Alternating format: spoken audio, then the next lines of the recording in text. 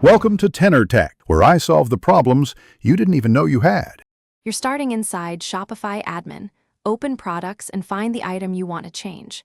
Click the exact product from the list so the editor loads.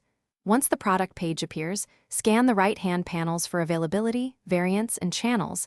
That helps you know which fields will affect listings. Now locate the description field in the main column. Click into it to begin editing. Make sure you're editing the correct store and sales channel before changing anything. You can paste or type your new description, but first clear any unwanted formatting by pasting as plain text if necessary. Use the rich text controls to create headings, bold key benefits, and add bullet lists so shoppers scan quickly. If you need images or video, insert them into the description and confirm file sizes won't slow the page.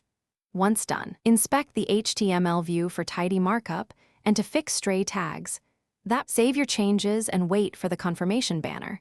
Shopify sometimes needs a second to process edits. Next, preview the product in the storefront and on a mobile viewport to verify formatting, links, and images look correct. If you see missing content or old text, clear your browser cache and refresh, and make sure your theme isn't overriding the description with meta fields.